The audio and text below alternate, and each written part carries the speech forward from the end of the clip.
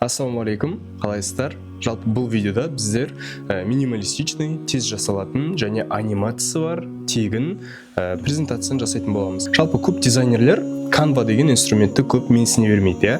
Егер сіз Photoshop'ты, Figma'ны білетін болса, скорее всего Canva'мен қолданбайсыз. Жалпы монтажерлардың CapCut'ты менсінбейтіндігі секілді, дизайнерлер де Canva'ны көп менсінбейді, көптеген мемдар бар Canva жайлы деген сияқты.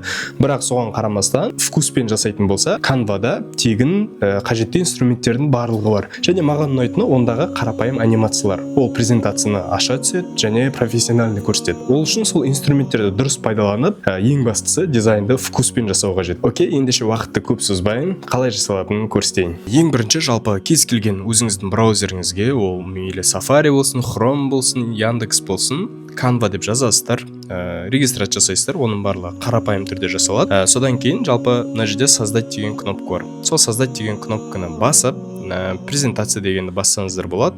Одан кейін 16-да 9 деген презентацияны басасыздар. Бұл жерде біздер ешқандай шаблондарды да қолдансаңыз болады, бірақ мен сізге қазір 0-ден бастап жасауды көрсететін боламын, иә.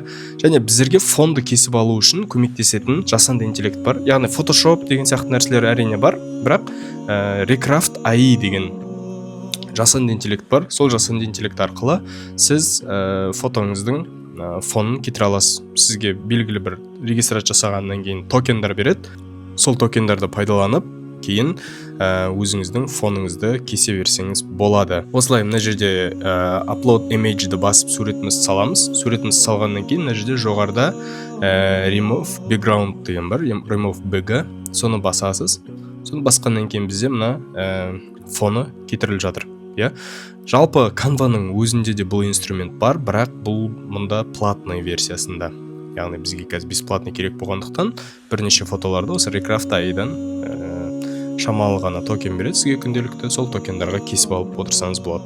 Окей, мына біздің фонымыз кетті, осыны экспортировать, PNG деп экспортировать етесіздер. Жалпы енді біздің кесілген суретімізді қазір салу үшін қарапайым папкаға кіріп, қай жерге сақтадыңыз, сол папкадан алып мынаған қойсаңыз болады, осылай қою арқылы біздің сайтымызға түседі. Жалпы мен қазір портфолио форматында жасаймын, яғни портфолиоға арналған презентация секілді қылып, бірақ бұны өзіңіздің кез келген презентацияңызға, кез келген тақырыпта қолдана бере аласыз. Окей, жалпы дизайнды вкуспен деп айтып жатқаным, бұл жерде негізі дизайнды әдемі қылып көрсететін бірнеше заңдылықтар бар, Сол заңдылықтарды сақтау арқылы біздер әдемілікке қол жеткізе аламыз. Мына жерде элементы деген бар. Элементыйдың ішінде қарапайым фигура деген бар. Сол фигуралардың ішінде осындай бір квадратты аласыз. Одан кейін оны үлкен қылып осылай қойып алайық. Осылай қойып аламыз. Окей, енді бұл біздің квадраттың түсін өзгертуімізге болады. Мына жерде жоғарыда цвет деген бар. Сол цветті басып, бір көкшіл фон қояйық, Бұны енді біздің суретіміздің бетіне шығып кетті, Бұны суретіміздің артына түсіру үшін біздер мына Ctrl немесе MacBook'та Command және мына белгіні басамыз. Осы белгіні басқан кезде бізге алдына шығады. Ал мына белгіні басқанда алдына шығады, мына белгіні басқанда артына шығады, Осылай слойлардан ауыстырсақ болады. Яғни бұл жерде біздің суретіміздің артына түсті, Енді давайте тақырыбымызды жазайық. Бұнда жалпы күшті шрифттар бар. Сол шрифттарды қолдансаңыз болады, немесе өзіңіз басқа шрифттар қолдансаңыз болады деген сияқты. Мен қазір портфолио деп жазам. Бұл жердегі шрифттарды қарайық, қандай шрифттар бар екен. Бір қызық шрифттарды іздеуге тырысам. Мысалға мынандай деген секілді, немесе мынандай. Бұл жерде енді барлығы қазақша қаріпті көтермеуі мүмкін, қазақша қаріпті оқымауы мүмкін. Сол себепті өзіңіз ішінен іздеп, біраз қарау керек боласыз ұнайтын шрифттарды. Бірақ мынандай әдемі болу үшін дизайн максимум 2-3 шрифт қана қолданыңыз. 2 шрифт болса да идеальны. Біреуі осындай заголовкиге арналған, екіншісі жалпы текстқа арналған. Мен мына жерде бебас деген шрифтті қолданамын. Осы жерге әдемі келейін деп тұр. Осы шрифтті қолданамын. Окей, біздің жалпы фонымыз, суретіміз және тақырыбымыз бар. Енді біздің атымызды жазуымыз қажет. Атымызды жазуымыз үшін жаңағы элементіға кіріп, осы фигураны қайтадан қойып, бұны бірақ уже кішкентай сызық қыламыз, мына жерде дайын сызықтар да бар екен, соны да пайдалансаңыз болады, немесе осыны да пайдаланып қоя берсеңіз болады. Өте жіңішке қыламыз, бұның түсін аққа бояймыз, бұның түсін аққа бояп аламыз. Одан кейін бұны ұзын қылып созамыз, мына жерге дейін созамыз. Примерно бірдей қылып аласыз. Содан кейін мына жерге тағы бір текст жазамыз. Есімім, менің есімім. Окей. Енді басқа шрифттарды қарап көрейік тоже. Монсеррат деген бар, тоже қарапайым шрифт. Жалпы қолдансаңыз болады тоже. Полужирный деген сияқты қойып.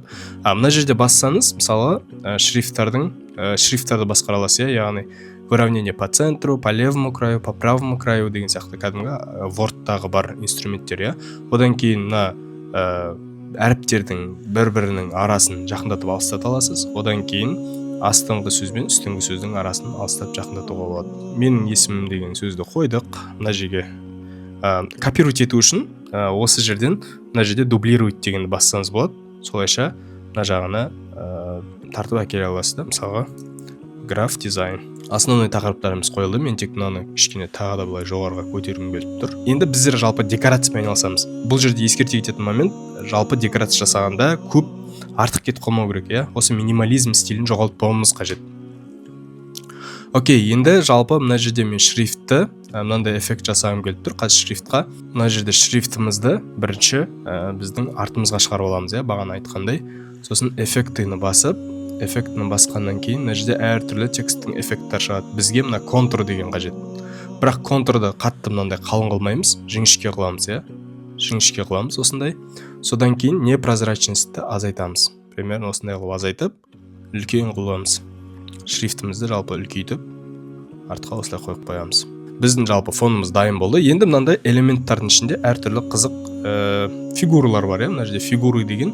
Бұдан басқа да негізі көп элементтер, тоже қарап көрсеңіз болады өзіңізге. Но бастысы қарапайым жасау үшін біз минимализм стилінде жасап жатқандықтан қарапайым фигураларды қолданамыз, Мысалы, мына фигураны біздер осы көкке қойып, бұның түсін ақ қыламыз, бірақ прямо осы жерде емес. Мысалы, бүйтіп шетінде тұрған сияқты қылып істеуге болады. Шетінен шығып тұрған сияқты қылып істеуге болады. Одан кейін дәл осыны бүйтіп копировать етіп, мына жаққа қойып, бірақ бұның түсін біз мына көкке бояймыз. Размерін басқаша қылайық. Жалпы маған мына фигураның осы сөзге тақалып қалғаны ұнамай тұр. Сол үшін примерно осы жағына қойып қоямын. Біздің бірінші бетіміз дайын болды, Енді мына жерде плюсты бассақ, біздің екінші бетіміз шығады. Немесе, егер осы беттегі элементтер кері қайталанатын болса, мына жерде мына 3 кнопканы басып, копировать страницу деген бар. Яғни сізде осындай 2 бет пайда болады. Және сол арқылы бірден екінші бетті редактировать етіп бастап кете аласыз. Мен мына фондағы түсті ауыстырғым келіп тұр, кішкене қою көкке, яғни кішкене қоюырақ көк керек болып тұр. Примерно осындай болса болады. Сіз енді өзіңіз қараңыз, өзіңізге ұнайтын түспен жасасаңыз болады. Бастысы жалпы дизайнда контраст болу қажет, яғни біздің фон мен текстіміз немесе фон мен басқа объекттер міндетті түрде бір-біріне қатты контраст болып тұру қажет. Екінші бетімізді редактировать етейік. Мен екінші бетте мысалға осы презентацияның мазмұнын жазғым келіп тұр. Мына жердегі артық нәрселерді алып тастаймыз. Бұл бетті толықтай көк көмбек түсті қыламын. Одан кейін портфолио деген сөзді мына жаққа жылжытып, бұған мазмұн деп ауыстырамын. Латиницамен жаздым, үлкен қылып, мына жердегі объекттарымызды өзгертейік басқа жерге. Бұл жерде сізге основасын көрсетіп жатырмын. Полностью өз еркіңізбен экспериментировать етіп көріңіз.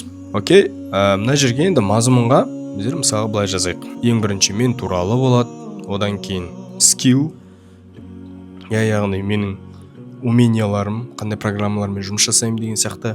Одан кейін жұмыстарым, мысалы біздің мына басты үшеу жасалды, Енді жаңағы бірінші беттегі мына сызығымызды алайық. Так, мынаны алып, мына жерге қояйық. Размерін кішірейтейік. Размерін кішірейтіп, мына жерге қояйық. Мына жағына қазір біз беттің страницаның несін жазамыз, цифрасын жазамыз, нешінші страница екен. Окей, енді бұны жаңа көрсеткендей дублировать етеміз. Дублировать етіп, мына астыңғы сөздермен бірге келтіреміз. Мына жерде тек барлығы ровно тұру керек, Дублировать етеміз. Былай істейміз, кішкене тақалып кетті. Сол үшін барлығын чуть-чуть былай алыстатамыз. Все. Все, енді кішкене келген сияқты. Одан кейін мына жаққа беттің санын жазамыз. То есть мен осы шрифтпен жаза беремін, осындай размерда. 01, 02, одан кейін 03 деп. Все, енді біздің осы барлық элементтерімізді копировать етіп аламыз. Дублировать етеміз қазір. Дублировать етеміз де мына жағына қарай қоямыз. Егер сізде басқа да тағы беттер болатын болса, осы жердің барлығын осылай толтырамыз. Мына жерге тағы бір қызықты элементтер қосып көрейік. Мысалға, маған мына фигура ұнап тұр. Осы фигураны қойып, мысалы, бұның ішіне бір текст жазып қойсақ болады. Например, график дизайнер деген сияқты. Окей, енді келесі бетке өтейік. Ол үшін бірінші бетті мен қайтадан дублировать етемін. Копировать страницу деп, мынаны былай жылжытсақ, біз үшінші бетке көшеміз. Бұл беттен мен өзімді кетіріп тастаймын. Бұл жерге басқа суретті қоятын болам. Мына фигураның тоже формасын ауыстырамын. Так, мына заголовка қала берсін. Мыналарды кетірейін. Мына жерден былай фигураның формасын ауыстырамын осылайынан. Мына жерге енді заголовка жазамыз. Бұл жерде мен туралы деген болады. Мына жерде по левому краю жасаймыз. Екеуінің ортасын кішірейтеміз. Одан кейін былай қойып қоямыз. Мен туралы. Бұл жерге мен өз суретімді қоямын. Бұл жерге мен алдын ала дайындалған, кесілген осындай суретімді қойып қоямын. Мына жерге қарапайым түрде мынаның астына, мынаны сәл былай қарай жылжытсақ болады. Мынаның астына қарапайым түрде жазылған өзіңіз туралы ақпаратты қоясыз.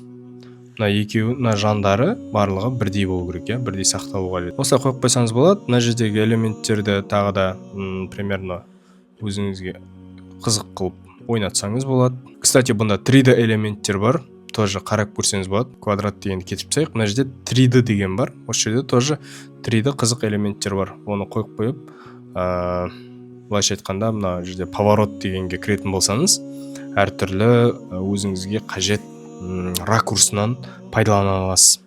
Мына жерде осындай кішкентай кружок шықты. Осы кружочкты бұру арқылы біз өзімізге керек ракурстарға қойып аламыз осылай. Окей, енді келесі бетке көшейік. Мына бетті мен толықтай ақ түсті қылғым келіп тұр. Осы шрифтімізді салып аламыз, бірақ түсін көкке ауыстырамыз.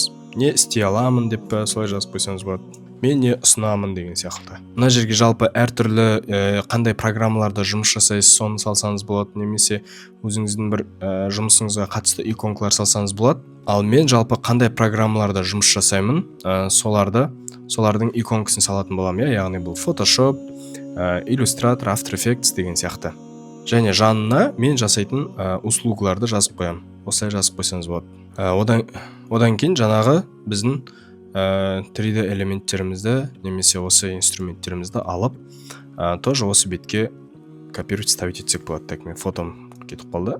Жалпы бастысы бұл жерде презентацияда барлық страницада бір элементтердің қайталануы, барлық страницада бір элементтер, бір шрифттар, бір түстердің қайталануы. Бұл жерде байқап отқандарыңызда мен тек 2 шрифт қана қолданып жатырмын. Так, келесі бетке көшейік. Келесі бетті мен толықтай көк түсті қылғым келіп тұр. Екінші бет сияқты қылып, бірақ бұл жерде менде менің портфолиом болады. Одан кейін мен өзім суретімді осылай әкеліп мына жерге қоямын. Содан кейін осы проект жайында мына жерге жазып кетемін. Осындай проект жайында қысқаша ақпарат қалдырам. Бұл жерде прям үлкен қылып ештеңе жазудың қажеті жоқ. Қысқа бірнеше жұмыстарыңызды осылай көрсетсеңіз болады. Жалпы басты инструменттерді сізге көрсеттім. Басты идеяны сізге түсіндіре алдым деп, жеткізе алдым деп ойлаймын.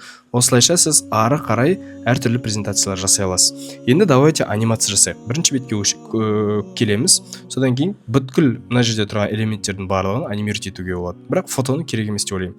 Мысалға текстті қоямыз, анимацияны басамыз. Мына жерде тегін анимациялар бар. Ішіне өзіңізге ұнайтынын таңдай аласыз. Мысалы, барлығында анимировать етуге болады. Негізі қарапайым анимация болған дұрыс, барлығында да. Мысалы, мына жерге біз мынаны қойсақ болады, кішкене размытие болып келеді. Бұл жерде бізде платныйлар бар айтпақшы. Платныйлар, оны сіз пайдалана алмайсыз тегін доступта. Бұл жерде платныйда анимациялар бар. Так, қарапайым, осындай қарапайым анимациялар қойып қоям. Каждыйына анимация берсеңіз соғұрлым әдемірек көрінеді. Мына жерде скорость дегендерді өзгертуге болады негізінде, бірақ олар өкінішке орай жалпы платный версияда, иә. Окей, біздің анимациямыз дайын болды. Енді келесі бетке көшейік. Келесі бетте де осылай анимация жасап шығамыз. Мына жерде линияларға дейін барлығына анимация беруге болады. Негізі байқап отырсаңыздар, мысалы бірде элементтерге бірде анимация беруге тырысам.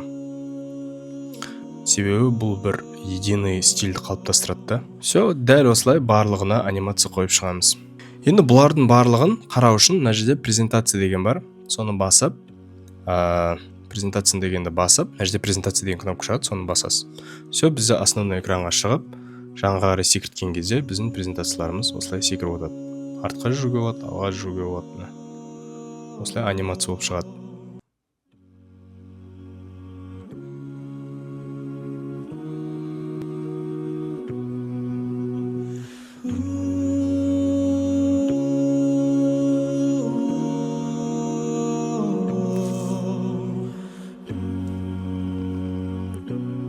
Егер видео ұнаған болса, міндетті түрде лайк басыңыз, комментарий жазыңыз, және жасаған жұмысыңызды инстаграмда мені отметка жасап кетіңіз.